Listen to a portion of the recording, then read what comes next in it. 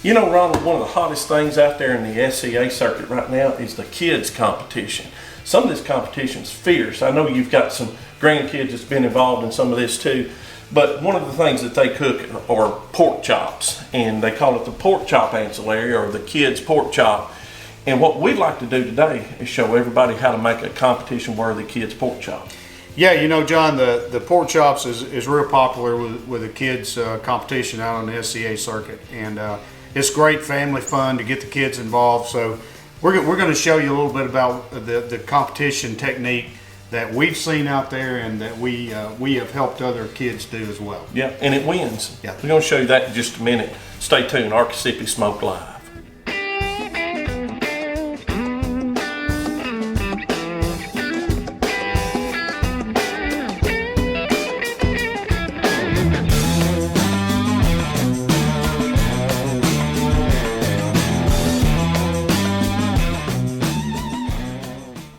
Ronald, when we look at these chops, this is just a pork loin that's been cut, and that's what the SCA uses. Normally they want them from 1 inch to 1 1/8 inches, just like they would the SCA steaks. But if you look at these pork loin that's been cut, you're going to have some that may be cut a little sideways and stuff. We're going to shape these up. But this is basically like a ribeye steak. If this were a ribeye, this would be the spinalis portion that you see here. This is the loin. And this would be the tail. Am I right, Ron? Exactly. Yeah. So what we're doing, we're trying to give the judge the best bite that we possibly can. Now here in a few minutes, we're going to show everybody kind of how to lay these in the box and how they're going to go in the box for your kids' competitions. But right now, let's see how we're going to trim one of these up, okay? Sure. Show us a little bit about which one you're going to choose, and you trim yours up first. Okay. Yeah. Basically, what I'm going to do here is, you know, I want the judge to eat this portion. You can tell the difference in the texture due to the color here, but this is what I really want them to get their bite off of. And basically all I'm going to do is look here and try to take the edges off that would compromise a bite. This fat gristle part here, I'm going to take that off, and there's another piece here that I'm going to take off of this one. Now Ronald, real quick, they're going to judge these on appearance, texture, taste, and overall impression. Right. What you're working on right here now is your texture and also your overall when you're dealing with exactly.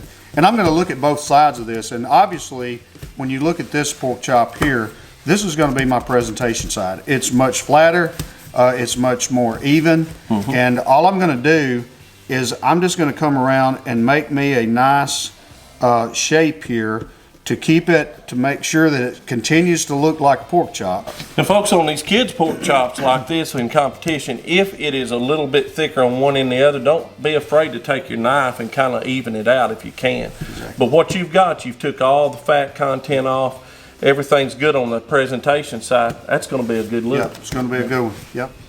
So Ron, yours trimmed up really nice, so now I'm going to get to trim mine. So I want to show you, like we told you just a minute ago, we want the judge biting off this end. That's going to give them a better bite for your texture scores, taste scores, and overall.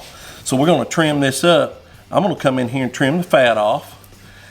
And I think this is what a lot of folks are missing, Ronald. I think most people are just throwing these kids' pork chops on the cooker and not really paying a lot of attention to them, and they're not getting them good and tender, and they're actually choosing a different bite. Now you may get one that don't have all of this on it.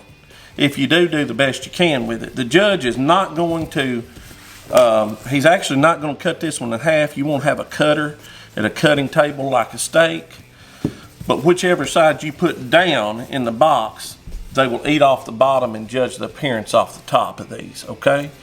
Just so you know. Ronald, these are good looking chops. Good looking chop. There, so I've got these kind of trimmed up. I'm going to go around that just one little lick right there. That's the way I'd trim a competition chop, brother. Yes, sir. Looks good. You know, one of our good friends here is this little jacquard. This one's got the 3 blades in it. It's really good. Now, show us how you would tenderize a kid's pork chop for a competition. Now, again, this isn't for eating. This is basically for your kids' Q competitions. Right. What would you do? Yeah, I'm not going to be too aggressive with it. I'm actually just going to push it down about 3 or 4 times, knowing that it's gonna flatten it a little bit, but it's also gonna give it you know, that little bit of help with the texture. This one here doesn't need a whole lot. Don't need a lot, does it? So I'm just gonna bring it back.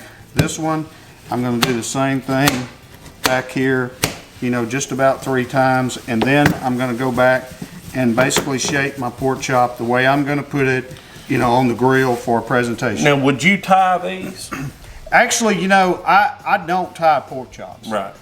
Because I want them to look as natural as possible. And the way we're gonna cook these, it's not, you know, we're not gonna press them down. Right. We're gonna let the grill do the work. And when we work on that presentation in the side, we're gonna make sure that we have a good detailed grill mark on those, and that's what we're looking for. Okay, on mine, I'm gonna do a little different than Ron. Of course, you get 2 perspectives here, brother. There's my spinalis end, you'd call it, right here on these ends.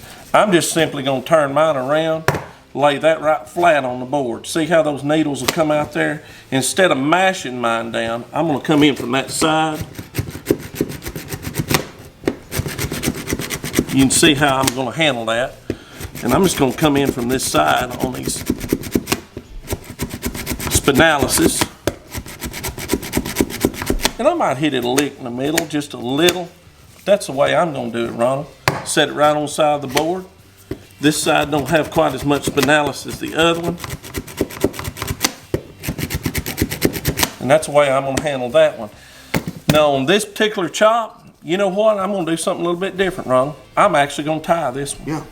And we'll see the difference here in just a minute. Now this is not a backyard chop. These are competition chops. So that's kind of the way I'm gonna do. Now if anything changed here, I might come in here and cut that off, get it right. But there's what my competition chops are gonna look like right here.